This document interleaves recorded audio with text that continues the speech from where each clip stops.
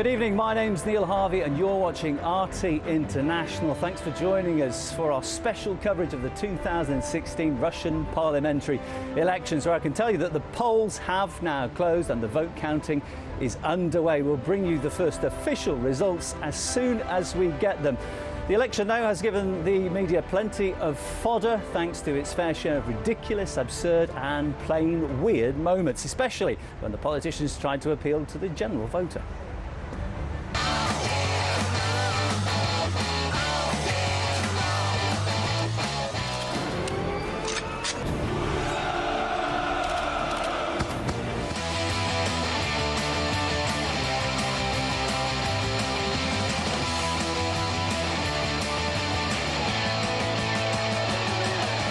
Множество партий в стране нашей есть, масса движений, их и не счесть. Ваше время ушло, пришло время справедливой России. Выбор!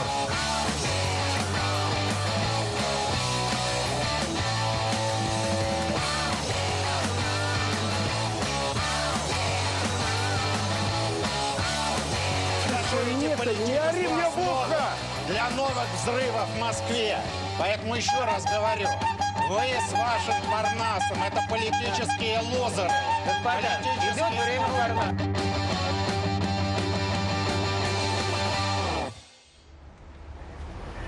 Now, one of the big questions tonight is whether the ruling party, United Russia, will be able to maintain its majority in Parliament. I can tell you information just in the exit poll suggesting they'll be getting around 44.5% of the vote. The party's been dominating the country's political scene for more than a decade.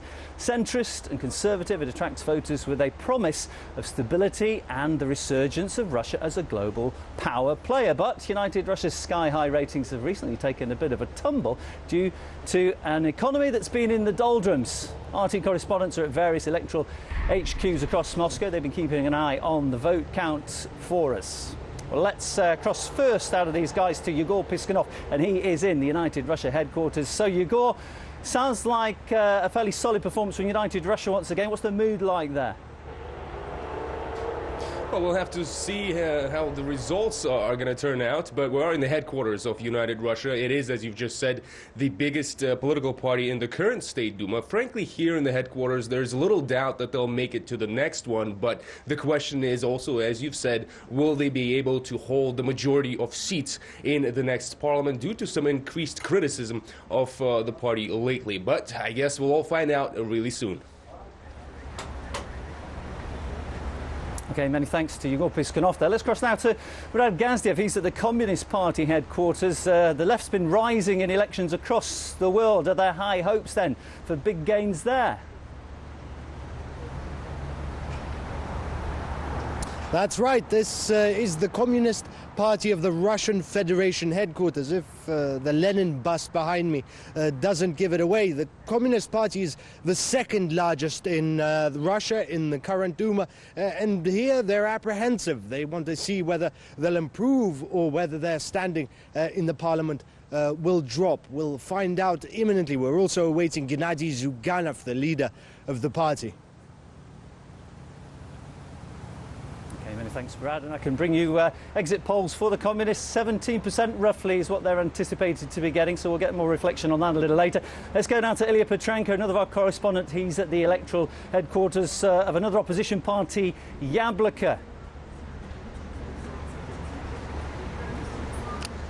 Neil, hi everyone, guys. Well, Yabloko stands for Apple in Russia. It is thought to be the strongest, or one of the strongest, liberal opposition parties in Russia. But to be fair, for these guys, it's not really a question of winning the election, but rather whether they'll be able to get at least some seats in the Duma, because last time they were able to do it was back in 1999. So with the first exit poll results coming out, we'll be able to get a pretty good picture of that. We're waiting for them in the next minutes. OK, we'll tread carefully, Ilya, because the word we're getting here is that they may have actually failed to meet that 5% threshold needed to get representation in the Duma.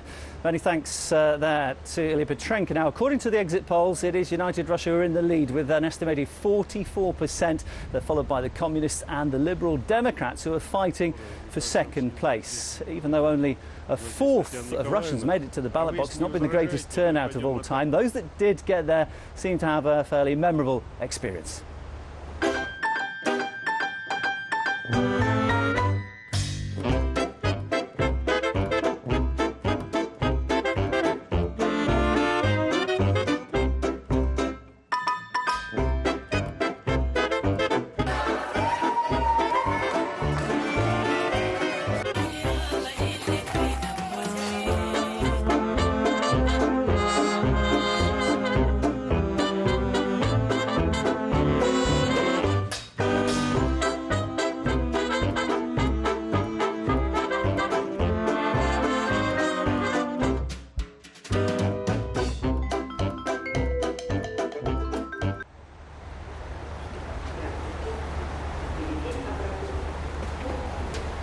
Okay, hundreds of international observers kept a close eye on proceedings right across the country.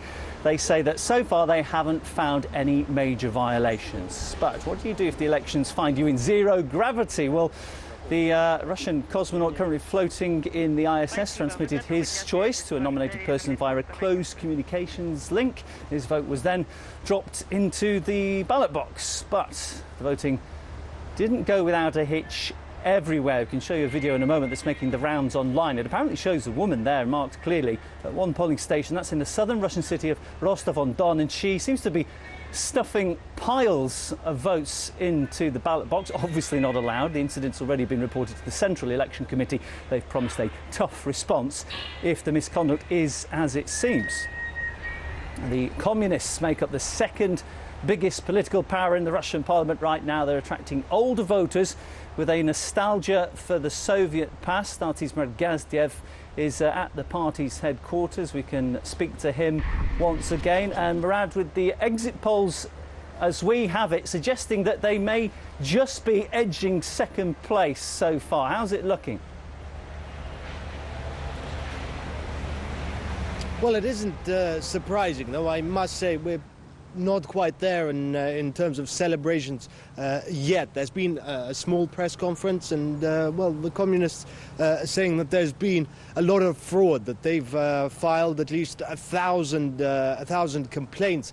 We know that the new head of the Central Election Committee, she's taking all of this very seriously. She's vowed to, to follow through on every single report viciously with all the details. But the communists here, they've got a lot to gain from these elections, because they are now the second largest party, and they obviously want to improve their standing. And they've got a huge influx of new members, a lot of youth. I was at one of their rallies recently. Nevertheless, I can't say the mood here is somber. There, is the drink, champagne, already being passed around. But we've obviously got to wait for the final results to see how much they've gained or lost, perhaps. Nevertheless, the communist success in Russia is being watched abroad. After all, they've got very, very similar friends. The Reds, the Marxists, the commies. Beaten but not broken. The communists are still the second largest party in Russia. Hurrah! Hurrah! Led by Gennady Zyuganov, they still attract millions. The hammer and sickle, the familiar slogans, the love of red. Oh, and speaking of that... Embrace the scarlet banner high. Unironically, Jeremy Corbyn of Britain's Labour Party is viewed favourably among Russia's communists. No mean feat. After all, they're saying somewhat similar things. We are on the march to achieve social justice, real opportunities, real equalities for the people of this country. We should see education as a right, not a commodity. Талантливые люди рождаются независимости от того, какого толщины кошелек у того или иного гражданина. Collectively, we can bring about socialist principles and values. Вперед к победам социализма! In fact, you'll find Jeremy Corbyn's likeness plastered on banners at any communist rally. Comrade Corbyn, as the Western media calls him. I believe it's a mandate for change.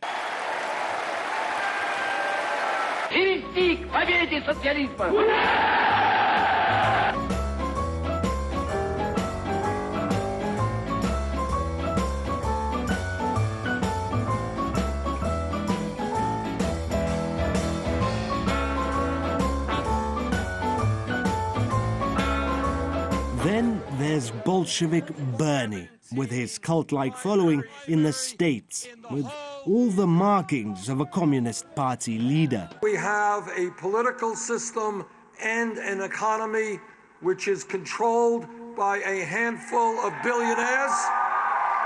Почти 90% богатств страны захвачено долларовыми миллионерами и миллиардерами. What this campaign is essentially about is whether we have an economy and political system which is controlled by ordinary Americans. Наша задача вернуть народу родную страну, воссоздать справедливую социальную систему. Welcome to the political revolution. Silly editing? Not quite. Bernie Sanders has quite the leftist past. A socialist youth wing member, a supporter of socialist governments, even breadlines. You know, it's funny, sometimes American journalists talk about how bad a country is because people are lining up for food. That's a good thing. In other countries, people don't line up for food. The rich get the food and the poor starve to death. Communist, Democrat or Labour, the talking points are the same. Make the rich pay their share, nationalise critical industry, free universal healthcare. Is this not Karl Marx's dream? Different countries, different problems. But whether it's Comrade Sanders, Secretary Zyuganov or Chairman Corbyn, the solutions all have their similarities. Morad Gazdi of RT.